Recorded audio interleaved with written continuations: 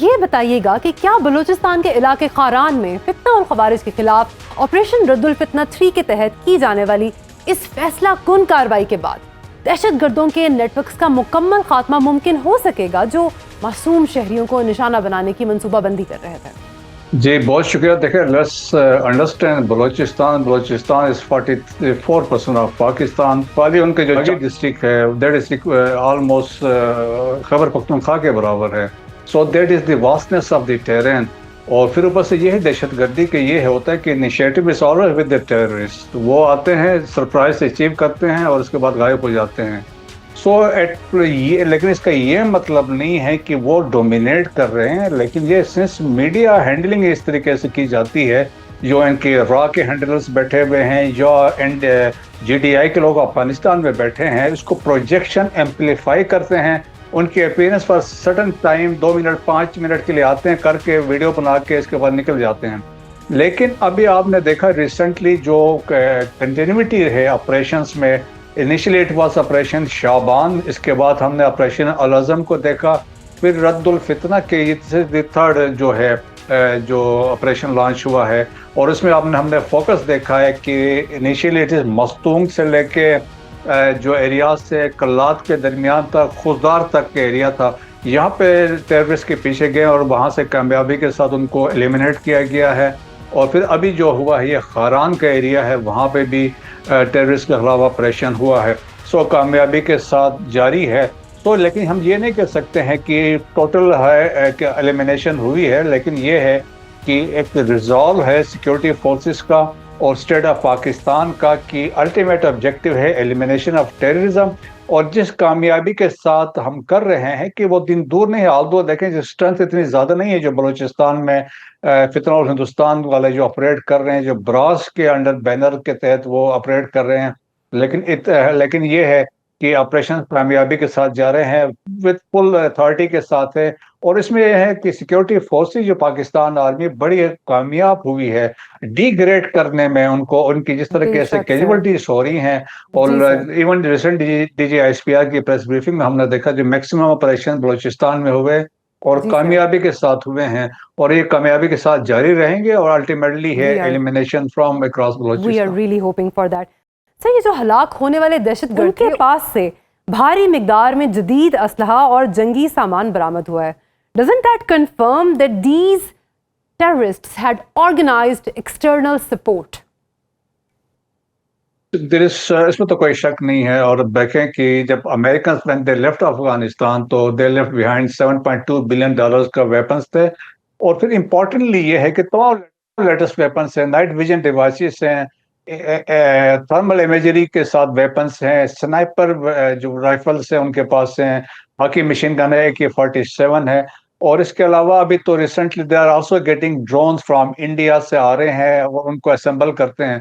तो अब इसमें यह है कि हम जब बलूचिस्तान स्पेसिफिक देखते हैं तो Kandahar is the basic hub of, आप समझ ले, द ऑपरेशन हेडक्वार्टर है एज फार एज फितना और हिंदुस्तान इज कंसर्न। इनका एरिया है कंदहार में, दिस एरिया नोन एज मीना और हेना और मीना, वहां पे है। और पिछले कई सालों से मैं भी फॉर द लास्ट 20-25 ईयर्स उस एरिया से ये ऑपरेट करते हैं। फिर बॉर्डर एरिया में आते हैं तो कंदहार स्पिन बोल्दक के एरिया में, हेलमंद में और निमरोज से, वहां से ये ऑपरेट करते हैं। So base of operation the epic centre इस अफगानिस्तान, वहां से आते हैं वेपन से।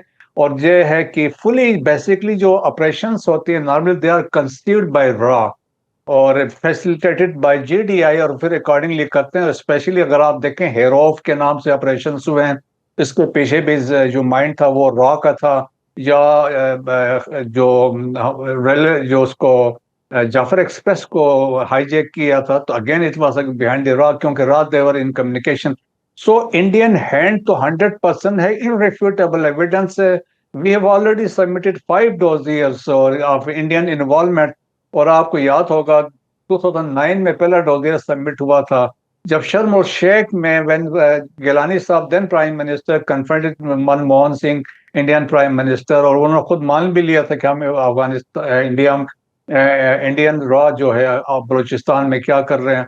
अजीत दोवल ऑन रिकॉर्ड है कि वो उसने कहा था कि हम बलूचिस्तान में क्या कुछ कर सकते हैं। सो इंडिया देखें इज ए कंट्री है जो टेररिज्म को स्टेट पॉलिसी के तौर पर यूज कर रहे हैं, and Afghanistan is a country which is hosting and exporting terrorism.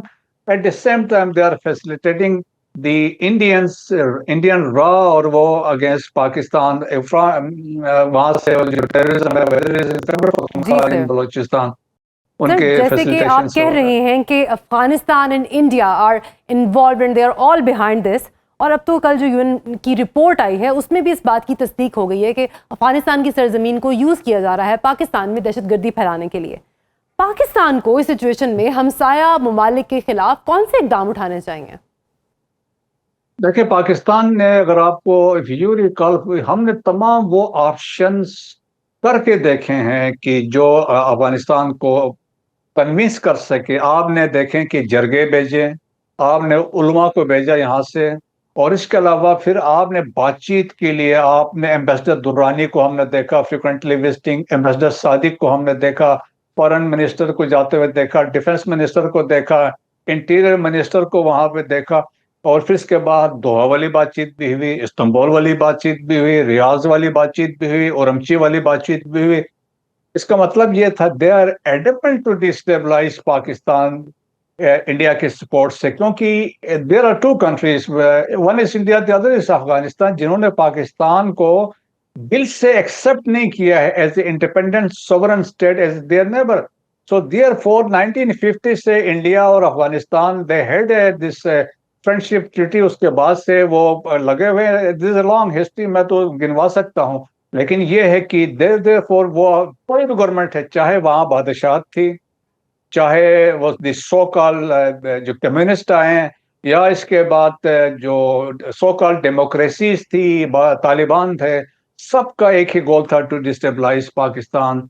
आज पाकिस्तान, हमने उनकी जंगें लड़ी, उनके लिए हमने नुकसान उठाया, लेकिन they are not ready to accept even a single 1% of your contribution towards Afghanistan. वो इंडिया के साथ कहते हैं कि हमारा डीएनए एक है, तो लेकिन आप देखें एक तरफ से वो कहते हैं कि the so called pious Muslims they are in cahoots with the Hindutva republic के साथ मिल चुके हैं against Islamic republic of Pakistan. So that is their credibility, और सो उनसे हम तवक्को कोई नहीं कर सकते हैं। दैट्स व्हाई ऑपरेशन गजब लिल हक जारी है, और ये तब तक जारी रहेगा जब तक जो हमने डिमांड्स रखी हैं वो पूरी नहीं होती हैं।